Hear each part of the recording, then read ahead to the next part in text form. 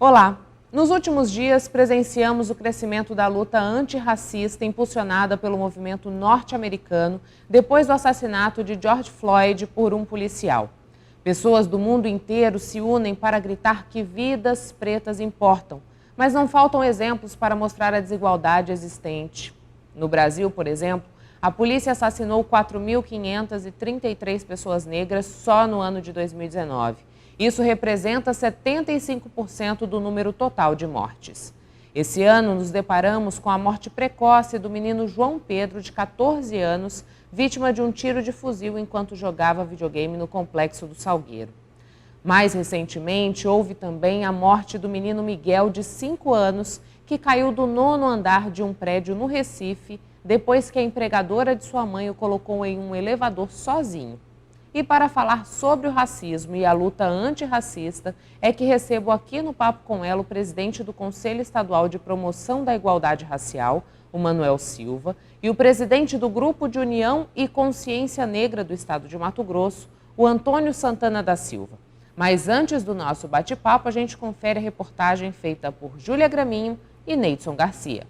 Foi preciso uma onda de protestos antirracistas nos Estados Unidos para despertar parte da sociedade que fecha os olhos diante da violência policial e por muitas vezes já se acostumou a banalizar o genocídio de jovens negros. A luta vem de séculos atrás, desde a escravidão, que opera um projeto sistemático de eliminação da população negra. Chega a um determinado ponto que é impossível não requerer dignidade e igualdade para romper com esse sistema discriminatório que coloca a população negra nos cemitérios, que coloca a população negra encarcerada de maneira massiva. O que nós compreendemos e entendemos quando fazemos parte do movimento negro, enquanto militantes, é que isso tem uma causa. A causa se chama racismo estrutural, racismo institucional. O movimento Vidas Negras Importam se espalhou no país pelas redes sociais. Além das campanhas de ocasião, o engajamento permanente pela causa antirracista ainda segue restrito às vozes do movimento negro. E a cada 23 minutos morre-se um negro por morte letal nesse país. Por dia morrem 63 e por ano 23 mil desses jovens negros são mortos com morte letal. Ou seja, o genocídio da população negra, ele é visto de uma maneira comum, como se fosse natural matar toda essa quantidade de jovens negros nesse país. Precisamos que as autoridades comecem a entender que não dá mais. Vidas negras importam? Importam. Então a gente precisa implementar políticas públicas. Não dá mais para continuar assim. O estopim das manifestações contra a discriminação e racismo por aqui se mostrou mais forte após a morte do menino Miguel, de 5 anos. Ele caiu de uma altura de 35 metros no Recife ao sair para procurar a mãe, a faxineira Mirtes Renata Souza. Ela seguia trabalhando durante o isolamento social com a companhia do seu filho por não ter opção. Miguel foi colocado pela patroa sozinho no elevador, saiu no andar sem proteção e não resistiu aos ferimentos da queda. Quando acontece um ato desse, a intenção nunca era aquela. O racista nunca assume o racismo. Precisamos mudar essa realidade. E para isso a gente precisa que todos esses crimes, eles sejam, a justiça tem que ser feita. Esses crimes, eles precisam urgentemente de uma resposta para a sociedade. Não dá para mais um Miguel morrer daqui a uns dias.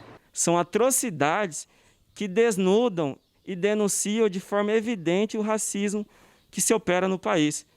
Então, eu vejo que há resquícios, que o processo, o funcionamento normal das instituições promovem o aprofundamento dessa discriminação. Segundo o IBGE, Instituto Brasileiro de Geografia e Estatística, em Mato Grosso, 62% da população são negros. Em Cuiabá, essa população representa 54%. A mulher negra, em sua maioria, passa por situações de constrangimento e discriminação ainda maiores. Antonieta acredita que esse preconceito inicia na infância, com tratamentos diferenciados na escola.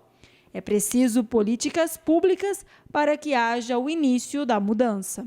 A política de enfrentamento a toda intolerância e racismo, elas têm o primeiro passo com as mulheres negras, as líderes comunitárias, as quilombolas, as de religião de matriz africana, as mulheres urbanas negras que enfrentam no seu cotidiano o racismo de exclusão, os estereótipos que uma sociedade racista implementa, o machismo, o patriarcado.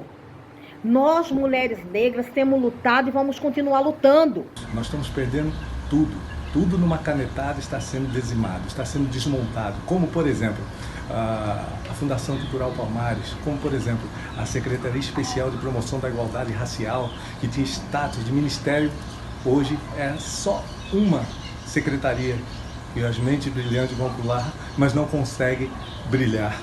Então, tudo que nós conquistamos durante 30 anos está sendo desmantelado. E isso está com as mãos e os pés na nossa garganta, sufocando. O papel do poder público, seja em esfera federal, seja em esfera estadual, seja em esfera municipal, é criar espaços institucionais para promover políticas antirracistas, políticas antidiscriminatórias. A título de exemplo, no governo federal, se ter o Ministério de Promoção da Igualdade Racial, se ter em esfera estadual uma Secretaria de Promoção da Igualdade Racial, se ter em esfera municipal uma Secretaria Municipal de Promoção da Igualdade Racial, dessa forma promover esse debate e criar políticas públicas, de criar essa conscientização da necessidade de enfrentamento a esse problema social. É necessário ainda que as pessoas unam-se a nós. A nossa voz, ela não vai silenciar, mas ela precisa ser ampliada. É preciso que você que está aí venha para a luta, como diz Angela Davis, né? Precisamos implementar a política antirracista. Não precisamos só de pessoas que não sejam racistas. Nós precisamos de pessoas antirracistas. Intervalo comercial e a gente volta daqui a pouquinho. Não sai daí.